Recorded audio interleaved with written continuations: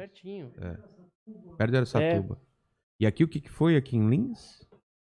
Em 1968, a Força Aérea Brasileira, esse major aqui, Major Gilberto Zani de Mello, a pedido do brigadeiro José Vaz da Silva, ele instituiu um órgão oficial da aeronáutica no 4º Comar, 4º Comando Aéreo aqui no Cambuci, próximo do Ipiranga, ali em São Paulo, para investigar oficialmente com metodologia científica o fenômeno dos OVNIs. Por quê?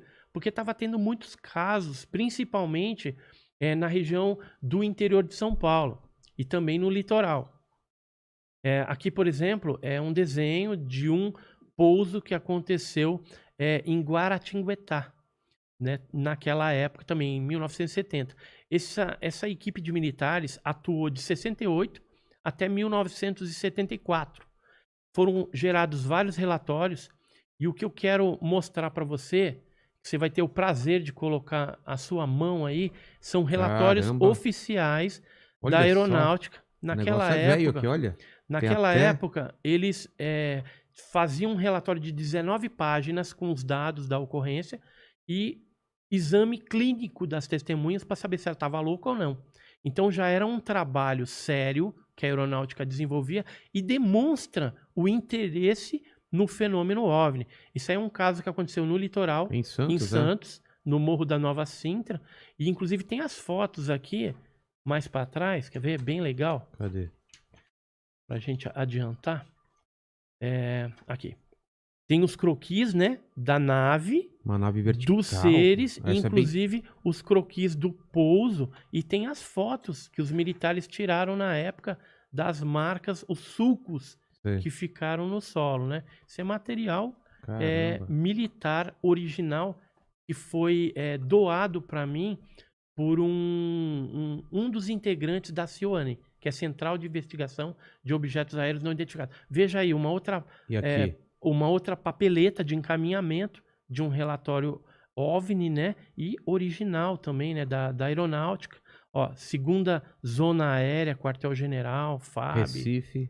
Né? Falando do fenômeno OVNI. Então eu trouxe alguns, que é um documento da polícia, ó, de Pernambuco, Departamento de Polícia de Pernambuco, ó, Secretaria de Segurança Pública, que antigamente não era Polícia Civil, nem Polícia Militar, chamava Secretaria de Segurança Pública, e encaminhando aí alguns relatórios, alguma coisa. Eu tenho mais de 1.200 páginas de documentação oficial. Isso aqui era uma fichinha resumo dessa CIOANI, onde tinha alguns dados mais básicos da ocorrência.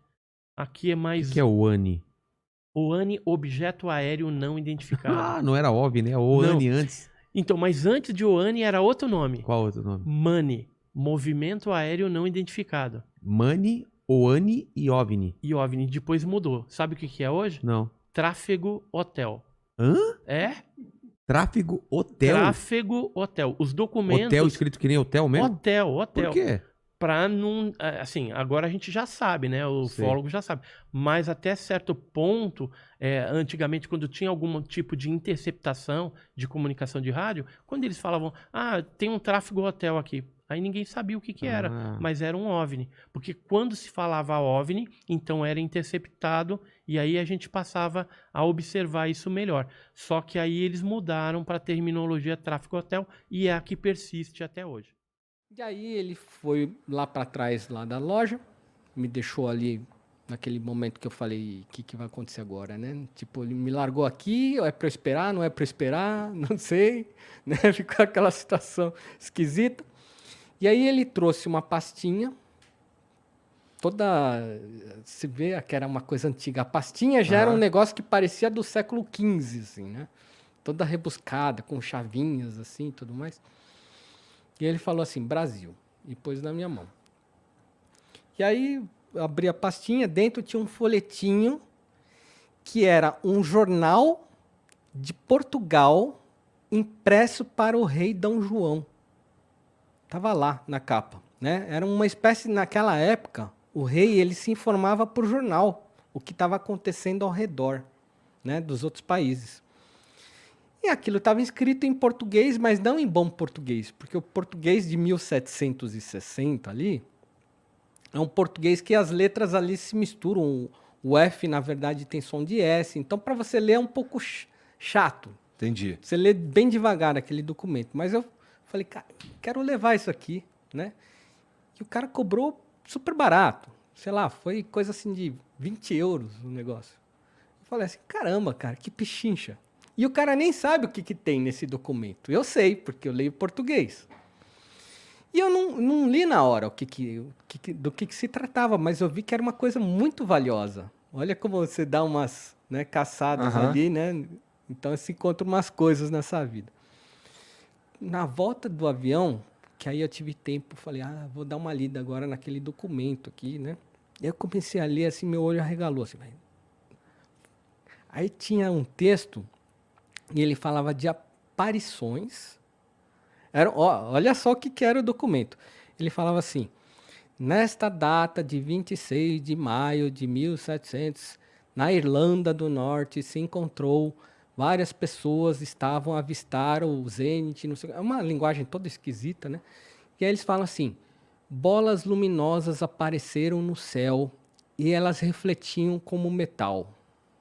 Aí eu li aquilo ali e falei, como assim, bola que reflete como metal? Tem alguma coisa estranha aqui. O relato, naquela época, eles já sabiam diferenciar o que era um cometa e o que... não se sabia dizer o que era. Lembrando que isso daí muito antes, 200 anos antes de Santos Dumont. Sim, 200 anos antes de Dumont, e ali ele tem um relato naquele jornal que 1000 pessoas testemunharam lá na região da Irlanda ali, bolas de metal lutando nos céus. Falei, cara, como assim? O que pode ser isso? Aparentemente, e eu não estou dizendo que mas aparentemente ali é um relato do primeiro OVNI que se tem na história e foi parar na minha mão por 20 euros. Também de Mato Grosso, que eles inclusive chegaram a comer os alienígenas, porque era uma tribo canibal.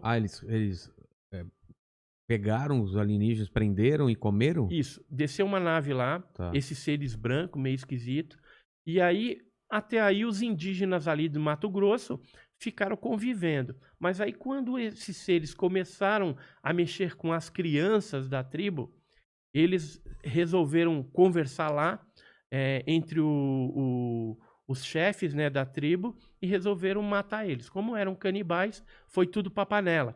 Isso está descrito em livros norte-americanos de pesquisadores alemães e suíços que estiveram aqui em 1936, quando coletaram esses casos. Então tá tudo aqui, a fonte, direitinho. Quer ver? É bem interessante. Tem até um desenho meio satirizando até essa situação. Cadê mas tá aqui, ó. Isso saiu onde? Saiu no livro. Deixa eu ver o nome do livro certinho aqui para te falar. Não é isso aqui? The Past of... Isso. Ó, pesquisador amigo meu é o Carlos Alberto Machado.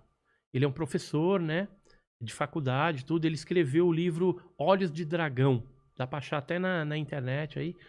O Olhos de Dragão traz de uma abordagem científica desse estudo do chupacabra. Ele foi bem a fundo. Foi o pesquisador que mais foi a fundo nesse fenômeno do chupacabra aqui no Brasil e acabou gerando um livro científico chamado Olhos de Dragão. Agora ele avançou, ele pegou e fez um outro livro onde traz mutilações humanas feitas supostamente por OVNIs também, ou tripulantes aí.